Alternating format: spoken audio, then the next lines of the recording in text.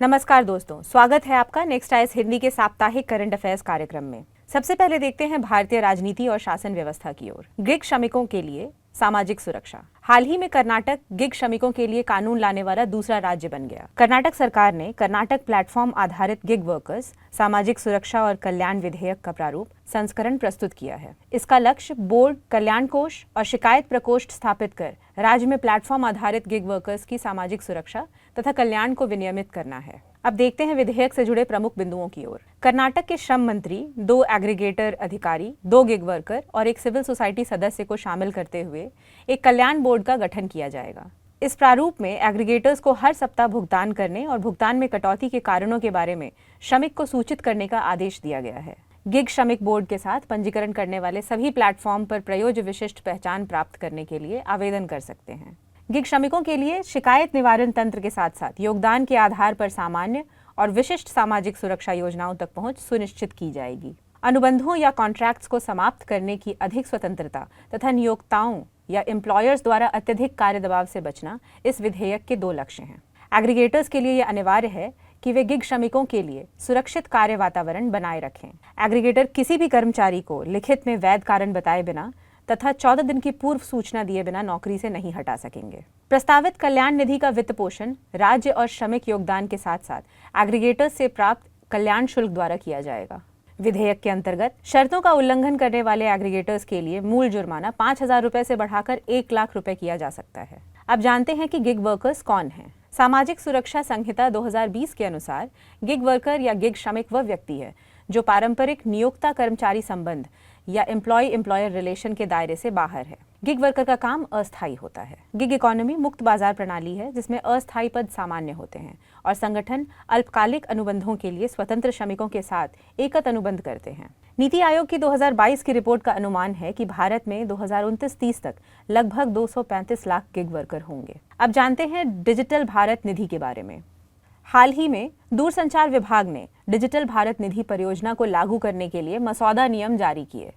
Digital Bharat निधि का उद्देश्य ग्रामीण क्षेत्रों में दूरसंचार कनेक्टिविटी को बढ़ावा देना है, जो यूनिवर्सल सर्विस ऑब्लिगेशन फंड या यूएसओएफ की जगह लेगी। डिजिटल भारत निधि की शुरुआत के साथ केंद्र सरकार वंचित क्षेत्रों में डिजिटल बुनियादी ढांचे को बढ़ाने के लिए एक महत्वपूर्ण कदम उठा रही है। अब जानते हैं इससे जुड़े प्रमुख बिंदुओं के बारे में। डिजिटल भारत निधि की जरूरत दूर दराज और ग्रामीण इलाकों में दूरसंचार सेवाओं को बेहतर बनाने के लिए है। निजी कंपनियां अक्सर इन क्षेत्रों में जाने से बचती हैं क्योंकि वे ज्यादा राजस्व नहीं कमा पाती हैं। सरकार इन कम सेवा वाले क्षेत्रों में दूरसंचार नेटवर्क का विस्तार करने के लिए डिजिटल भारत निधि से मिलने वाले फंड का उपयोग करने की योजना बना रही है। यूनिवर्सल सर्विस ऑब्लिगेशन फंड या यूएसओएफ के विपरीत डिजिटल भारत निधि का दायरा व्यापक होगा, जिसका लक्ष्य अधिक क्षेत्रों में डिजिटल कनेक्टिविटी को बढ़ाना है। डिजिटल भारत निधि का उद्देश्य उन कार्यक्रमों और पहलों का समर्थन करना है जो महिलाओं, दिव्यांगजनों और आर्थिक और सामाजिक रूप से वंचित समुदायों जैसे हाशिए पर पड़े समूहों के लिए दूरसंचार सेवाओं तक पहुंच को बढ़ाते हैं। यह दृष्टिकोण सुनिश्चित करता है कि डिजिटल कनेक्टिविटी सभी तक पहुंचे। अब जानते हैं यूनिवर्सल सर्विस ऑब्लिगेशन फंड के बारे में। इस फंड की स्थापना 2003 में कम लाभ वाले क्षेत्रों में दूरसंचार सेवाओं को बढ़ाने के लिए की गई थी। इसे दूरसंचार ऑपरेटरों के समायोजित सकल राजस्व या एडजस्टेड ग्रॉस रेवेन्यू पर 5% इसे दूरसंचार ऑपरेटरों के समायोजित सकल राजस्व या एडजस्टेड ग्रॉस रेवेन्यू पर 5% लेवी द्वारा वित्त पोषित किया जाता है। इसे दूरसंचार ऑपरेटरों के समायोजित सकल राजस्व या एडजस्टेड ग्रॉस रेवेन्यू पर 5% लेवी द्वारा वित्त पोषित किया जाता है। अब बढ़ते हैं अर्थव्यवस्था की ओर। सबसे पहले देखते हैं आरबीआई के फाइनेंशियल इंक्लूजन इंडेक्स की तरफ। भारतीय रिजर्व बैंक ने घोषणा की है कि फाइनेंशियल इंक्लूजन इंडेक्स मार्च 2023 के 60.1 से बढ़कर मार्च 2024 में 64.2 हो गया है, जो पूरे देश में वित्तीय समावेशन में महत्वपूर्ण प्रगति को दर्शाता है। फाइनेंशियल इंक्लूजन इंडेक्स वित्तीय समावेशन या फाइनेंशियल इंक्लूजन का एक व्यापक मानक है। यह वित्तीय समावेशन को 0 से 100 तक आंकता है। 0 पूर्ण वित्तीय बहिष्करण को दर्शाता है और 100 पूर्ण वित्तीय समावेशन को दर्शाता है। यह इंडेक्स हर साल जुलाई में प्रकाशित किया जाता है। इसमें 3 मुख्य पैरामीटर शामिल हैं: पहुंच, उपयोग और गुणवत्ता। यह सूचकांक बैंकिंग, निवेश, बीमा, डाक सेवाओं और पेंशन को कवर करने वाले 97 संकेतकों पर आधारित है। सूचकांक में सुधार सभी उप सूचकांकों में वृद्धि के कारण हुआ, जिसमें उपयोग आयाम ने समग्र वृद्धि में सबसे अधिक योगदान दिया। भारतीय रिजर्व बैंक के आंकड़ों के अनुसार वित्तीय वर्ष 2023-24 में देश में रोजगार में लगभग 6% की वृद्धि हुई, जबकि वित्त वर्ष 2023 में 3.2% की वृद्धि दर्ज की गई थी। अब देखते हैं इससे जुड़े प्रमुख बिंदुओं की ओर। आरबीआई के उद्योग स्तर पर उत्पादकता मापने वाले इंडिया क्लेम्स डेटाबेस के अनुसार वित्त वर्ष 2024 में देश में रोजगार में वृद्धि दोगुनी होकर 6% हो गई, जबकि वित्त वर्ष 2023 में 3.2% की वृद्धि देखी गई थी। वित्त वर्ष 2024 में नौकरियों की संख्या लगभग 4.67 करोड़ से बढ़कर 64.33 करोड़ हो गई। वित्त वर्ष 2023 में कुल कार्यबल की संख्या लगभग 60 करोड़ थी। आंकड़ों से पता चलता है कि वित्त वर्ष 2021 से अब तक देश में 7.8 करोड़ नए रोजगार जुड़ चुके हैं। वित्त वर्ष 2021 में रोजगार वृद्धि दर लगभग 5% थी और वित्त वर्ष 2022 में लगभग 3% रही। आरबीआई ने कहा कि क्लेम्स डेटाबेस में 27 उद्योग शामिल हैं जो पूरी भारतीय अर्थव्यवस्था को कवर करते हैं। डेटाबेस व्यापक क्षेत्रीय स्तरों, कृषि, विनिर्माण और सेवा और अखिल भारतीय स्तर पर भी ये अनुमान प्रदान करता है। इसमें सकल मूल्य वर्धन, सकल आउटपुट मूल्य, श्रम रोजगार, श्रम गुणवत्ता, पूंजी स्टॉक, पूंजी संरचना, ऊर्जा, सामग्री और सेवा इनपुट की खपत, श्रम उत्पादकता और कुल कारक उत्पादकता के उपाय शामिल हैं। सांख्यिकी और कार्यक्रम कार्यान्वयन मंत्रालय द्वारा जारी आवधिक श्रम बल सर्वेक्षण या पीरियोडिक लेबर फोर्स सर्वे के अनुसार मई 2024 में 15 वर्ष और उससे अधिक आयु के व्यक्तियों के लिए शहरी क्षेत्रों में बेरोजगारी दर जनवरी-मार्च 2023 के दौरान 6.8% से घटकर जनवरी-मार्च 2024 में 6.7% हो जाएगी। अब देखते हैं पर्यावरण और पारिस्थितिकी की तरफ। सबसे पहले देखते हैं अपर सियांग परियोजना के बारे में। अपर सियांग परियोजना अरुणाचल प्रदेश की सियांग नदी पर प्रस्तावित 11,000 मेगावाट की जल विद्युत परियोजना है। सियांग नदी तिब्बत में कैलाश पर्वत के पास से निकलती है, जहां इसे सांगपो के नाम से जाना जाता है। यह 1000 किलोमीटर से ज़्यादा पूर्व की ओर बहती है और फिर ऊंची नमचा बरवा चोटी के चारों ओर घोड़े की नाल का आकार का मोड़ बनाती है और सियांग के रूप में अरुणाचल प्रदेश में प्रवेश करती है। आगे की ओर असम में यह नदी विशाल ब्रह्मपुत्र बन जाती है। National hydro electricity power consumption द्वारा निर्मित की जाने वाली इस परियोजना के लिए 300 मीटर ऊंचा बांध बनाया जाएगा, जो उपमहाद्वीप का सबसे बड़ा बांध होगा। केंद्रीय विद्युत प्राधिकरण की नवंबर 2022 की रिपोर्ट के अनुसार सियांग नदी बेसिन में 29 जल विद्युत परियोजनाएं की संयुक्त स्थापित क्षमता लगभग 18,000 मेगावाट है। यह परियोजनाएं 25 मेगावाट से अधिक की स्थापित क्षमता के हैं। प्रस्तावित अपर सियांग परियोजना की स्थापित क्षमता इस आंकड़े का लगभग 60% है। तिब्बत के मेडोग काउंटी में 60,000 मेगावाट के सुपर डैम की योजना पर प्रकाश डाला गया है, जो अरुणाचल प्रदेश की सीमा पर है। सुपर डैम की स्थापित क्षमता दुनिया के सबसे बड़े हाइड्रो पावर स्टेशन चीन के हुबेती प्रांत के यांगजी नदी पर बने 3 गॉर्जेस डैम से लगभग 3 गुना है। इसका उपयोग चीन के जल संकटग्रस्त उत्तरी क्षेत्रों में पानी को मोड़ने के लिए किया जाएगा। ऊपरी सियांग परियोजना संभावित रूप से कम हो रहे प्रवाह के प्रभावों का मुकाबला करने के लिए एक जलाशय के रूप में कार्य करेगी। अब देखते हैं पर्यावरण और सामाजिक सरोकार की तरफ। 3 बांध विरोधी संगठन Siang indigenous farmers forum, Dibang resistance और नॉर्थ ईस्ट ह्यूमन राइट्स ने परियोजना के पर्यावरणीय और सामाजिक प्रभाव के बारे में चिंताएं व्यक्त की हैं। उन समुदायों के बारे में भी चिंताएं व्यक्त की गई हैं जो इस परियोजना के कारण विस्थापित हो जाएंगे, क्योंकि उनका कहना है कि इस परियोजना के कारण आदि जनजाति के 300 से अधिक गांव जलमग्न हो जाएंगे, जिनमें यिंगकियोंग का ऊपरी सियांग जिला मुख्यालय भी शामिल है। नीति आयोग का SDG India index. NITI Aayog ने 2023-24 के लिए अपना नवीनतम सतत विकास लक्ष्य सस्टेनेबल डेवलपमेंट गोल्स भारत सूचकांक जारी किया है, जो भारत के राज्यों और केंद्र शासित प्रदेशों के सतत विकास में महत्वपूर्ण प्रगति दर्शाता है। अब देखते हैं इसके प्रमुख बिंदुओं की तरफ। भारत का समग्र एसडीजी स्कोर 2023-24 में 71 दर्ज किया गया है, जो 2020-21 में 66 था। सभी राज्यों ने समग्र स्कोर में सुधार दिखाया है। प्रगति मुख्य रूप से गरीबी उन्मूलन, आर्थिक विकास और जलवायु कार्यवाही में लक्षित सरकारी परियोजनाओं से प्रेरित है। केरल और उत्तराखंड सर्वश्रेष्ठ प्रदर्शन करने वाले राज्य बनकर उभरे, जिनमें से प्रत्येक ने 79 अंक प्राप्त किए। बिहार 57 अंकों के साथ सबसे पीछे रहा। उसके बाद रहा झारखंड 62 अंकों के साथ। 32 राज्य और केंद्र शासित प्रदेश अग्रणी श्रेणी में हैं, जिनमें अरुणाचल प्रदेश असम, छत्तीसगढ़ और उत्तर प्रदेश सहित 10 नए राज्य शामिल हैं।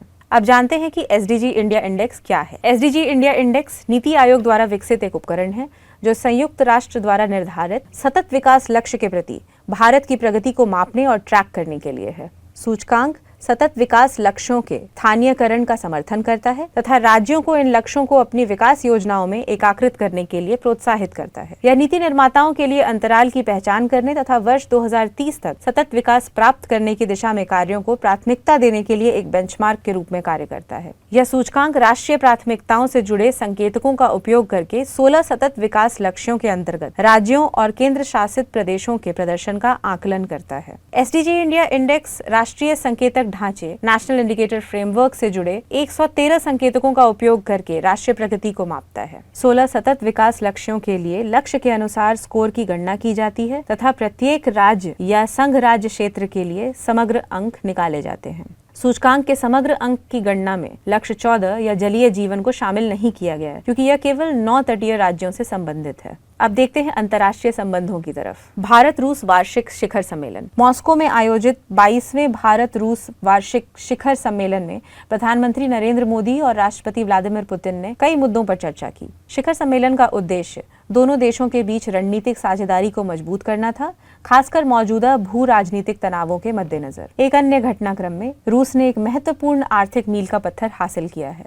यह पश्चिमी प्रतिबंधों के बावजूद विश्व बैंक ने उसे उच्च आय वाले देश में अपग्रेड कर दिया है। अब देखते हैं कुछ प्रमुख बिंदुओं की तरफ। राष्ट्रपति व्लादिमीर पुतिन ने प्रधानमंत्री नरेंद्र मोदी को रूस के सर्वोच्च नागरिक सम्मान Order of Saint Andrew the Apostle से सम्मानित किया। यह पुरस्कार रूस और भारत के बीच विशेष रणनीतिक साझेदारी या स्ट्रैटेजिक पार्टनरशिप विकसित करने तथा दोनों देशों के बीच मैत्रीपूर्ण संबंधों को बढ़ावा देने में प्रधानमंत्री मोदी के विशिष्ट योगदान को मान्यता देता है। चीनी राष्ट्रपति शी जिनपिंग और पूर्व कजाक राष्ट्रपति नूरसुल्तान नजरबायेव जैसे विदेशी नेताओं को भी इस पुरस्कार से सम्मानित किया जा चुका है। 2030 तक 10,000 करोड़ अमेरिकी डॉलर का नया द्विपक्षीय व्यापार लक्ष्य निर्धारित किया गया, जो 2025 तक 3,000 करोड़ अमेरिकी डॉलर के पिछले लक्ष्य से काफी अधिक है, जिसे 2023 में लगभग दोगुना कर दिया गया। आर्थिक सहयोग के आशाजनक क्षेत्रों के विकास के लिए एक व्यापक कार्यक्रम 2030 तैयार करने पर सहमति व्यक्त की गई है। इस कार्यक्रम का समन्वयन भारत रूस अंतर सरकारी व्यापार, आर्थिक, वैज्ञानिक, तकनीकी और सांस्कृतिक सहयोग आयोग, India Russia intergovernmental commission on trade, economic, scientific, technological and cultural cooperation द्वारा किया जाएगा। इसकी अध्यक्षता भारत के विदेश मंत्री और रूस के उप प्रधानमंत्री करते हैं। क्रेता विक्रेता संबंध से संयुक्त अनुसंधान, विकास, सह विकास और उन्नत रक्षा प्रौद्योगिकी एवं प्रणालियों से संयुक्त उत्पादन की ओर संक्रमण पर सहमति जताई गई है। उनका उद्देश्य मेक इन इंडिया कार्यक्रम के तहत भारत में रूसी हथियारों और रक्षा उपकरणों के लिए स्पेयर पार्ट्स और घटकों के संयुक्त विनिर्माण को प्रोत्साहित करना भी है। इसमें भारतीय सशस्त्र बलों की आवश्यकताओं को पूरा करने तथा तत्पश्चात मित्र तीसरे देशों को निर्यात के लिए संयुक्त उद्यम स्थापित करना शामिल है। रूसी राष्ट्रपति व्लादिमीर पुतिन ने यूक्रेनी युद्ध मोर्चे पर रूसी सेना में कार्यरत तथा भारत लौटने की इच्छा रखने वाले भारतीय सैन्य कर्मियों को सेवा मुक्त करने के भारत के प्रधानमंत्री के अनुरोध को स्वीकार कर लिया है। दोनों पक्ष चेन्नई व्लादिवोस्तोक पूर्वी समुद्री गलियारा और अंतर्राष्ट्रीय उत्तर दक्षिण परिवहन गलियारा सहित यूरेशिया में स्थिर और कुशल परिवहन गलियारे विकसित करने पर ध्यान केंद्रित कर रहे हैं। अब जानते हैं चेन्नई व्लादिवोस्तोक समुद्री गलियारे के बारे में। यह भारत के पूर्वी तट पर बंदरगाहों और रूस के सुदूर पूर्वी क्षेत्र के बंदरगाहों के बीच एक समुद्री संपर्क है, जिसे 2019 में प्रस्तावित किया गया था। इसका उद्देश्य विभिन्न प्रकार के कार्गो का परिवहन करना और रूस तक परिवहन समय को 40% तक कम करना है। अंतर्राष्ट्रीय उत्तर दक्षिण परिवहन गलियारा या INSTC एक बहु मॉडल परिवहन मार्ग है, जिसे 2000 में ईरान, रूस और भारत द्वारा सदस्य देशों के बीच परिवहन सहयोग को बढ़ावा देने के लिए सेंट पीटर्सबर्ग में स्थापित किया गया था। यह गलियारा ईरान के माध्यम से हिंद महासागर और फारस की खाड़ी को कैस्पियन सागर से जोड़ता है और फिर रूसी संघ के माध्यम से सेंट पीटर्सबर्ग और उत्तरी यूरोप से जुड़ा हुआ है। उनका उद्देश्य बुनियादी ढांचे की क्षमता को बढ़ाना और उत्तरी समुद्री मार्ग की क्षमता का उपयोग करना है। दोनों पक्ष कार्गो परिवहन के समय और लागत को कम करने और यूरेशियाई क्षेत्र में कनेक्टिविटी को बढ़ावा देने के लिए मिलकर काम करेंगे। रूस ने संयुक्त राष्ट्र सुरक्षा परिषद 2021-22 में भारत की अस्थायी सदस्यता की सराहना की और शांति स्थापना तथा आतंकवाद रोधी प्रयासों में भारत का समर्थन किया। रूस ने संशोधित एवं विस्तारित संयुक्त राष्ट्र सुरक्षा परिषद में भारत की स्थायी सदस्यता के लिए अपना समर्थन दोहराया। भारत ने न्याय संगत वैश्विक विकास और सुरक्षा के लिए बहुपक्षवाद को मजबूत मजबूत करना, इस विषय के अंतर्गत 2024 में रूस की ब्रिक्स अध्यक्षता के लिए पूर्ण समर्थन व्यक्त किया। बहुपक्षवाद को पुनर्जीवित करने के लिए संयुक्त राष्ट्र, G20, ब्रिक्स और शंघाई सहयोग संगठन या SCO जैसे अंतर्राष्ट्रीय मंचों पर घनिष्ठ सहयोग पर बल दिया गया है।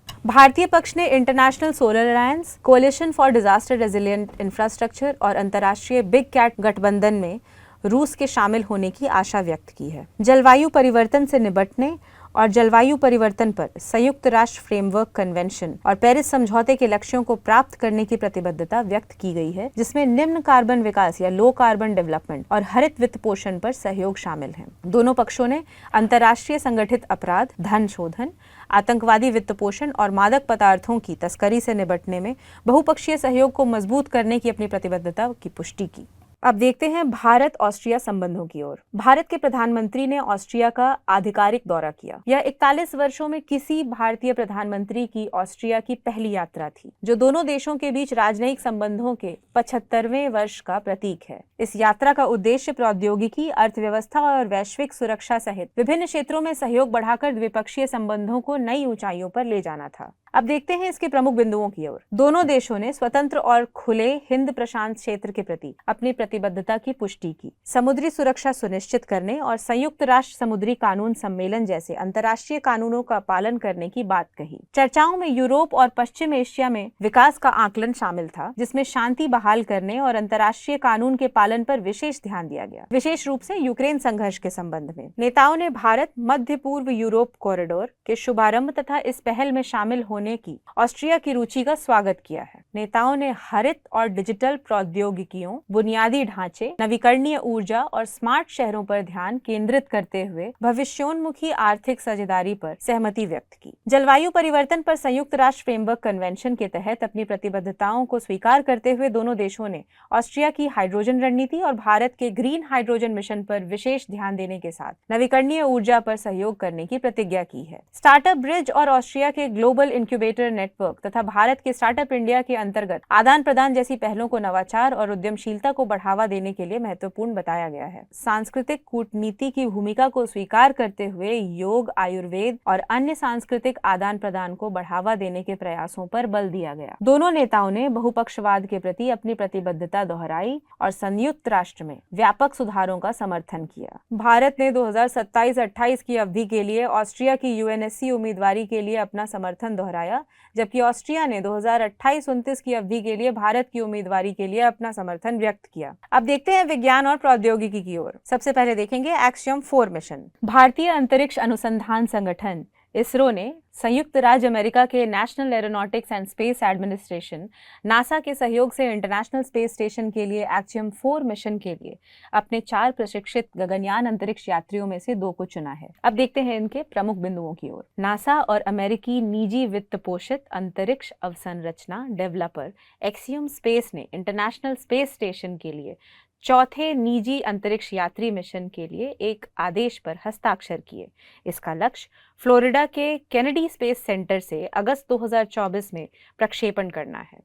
इस मिशन का लक्ष्य 14 दिनों की अवधि के लिए इंटरनेशनल स्पेस स्टेशन से जुड़ना है। भारत अमेरिका अंतरिक्ष सहयोग लक्ष्यों के तहत भारतीय अंतरिक्ष यात्रियों को नासा, अंतर्राष्ट्रीय साझेदारों और स्पेसएक्स से अंतरिक्ष यान प्रणालियों और आपातकालीन तैयारियों पर ध्यान केंद्रित करते हुए प्रशिक्षण दिया जाएगा। अब देखते हैं इतिहास, कला और संस्कृति की ओर। जगन्नाथ यात्रा हर साल उड़ीसा के पुरी में मनाए जाने वाले महत्वपूर्ण हिंदू त्योहारों में से एक है। ये त्योहार हिंदू चंद्र कैलेंडर के अनुसार आषाढ़ के महीने में आता है, जो आमतौर पर ग्रेगोरियन कैलेंडर में जून या जुलाई के अनुरूप होता है। अब जानते हैं इसके इतिहास और महत्व के बारे में। जगन्नाथ रथ यात्रा उत्सव की शुरुआत 12वीं और 16वीं शताब्दी के बीच हुई थी। यह भगवान कृष्ण की अपनी मां की जन्मभूमि की यात्रा का प्रतीक है। इसकी उत्पत्ति का श्रेय राजा इंद्रद्युम्न को भी दिया जाता है, जिनके बारे में कहा जाता है कि उन्होंने इस अनुष्ठान की शुरुआत की थी। इस त्योहार को उड़ीसा के गजपति राजाओं के शासनकाल के दौरान प्रमुखता मिली। सदियों से जगन्नाथ रथ यात्रा का विकास होता रहा है, फिर भी इसका मूल उद्देश्य अपरिवर्तित रहा है। ये उड़ीसा की समृद्ध सांस्कृतिक विरासत और लाखों लोगों की गहरी आस्था का एक शक्तिशाली प्रतीक है। जगन्नाथ रथ यात्रा का मुख्य आकर्षण 3 देवताओं की प्रतीकात्मक यात्रा है। भगवान जगन्नाथ, उनके बड़े भाई बलभद्र और उनकी बहन सुभद्रा वे पुरी के जगन्नाथ मंदिर से गुंडिचा मंदिर तक यात्रा करते हैं, जिसे उनकी मौसी का मंदिर भी माना जाता है, जो लगभग 3 किलोमीटर दूर है। तो दोस्तों, ये था हमारा साप्ताहिक करंट अफेयर्स। ऐसे ही जुड़े रहे नेक्स्ट आइज हिंदी के साथ। आपके सुझाव और प्रश्न सब आमंत्रित हैं। धन्यवाद।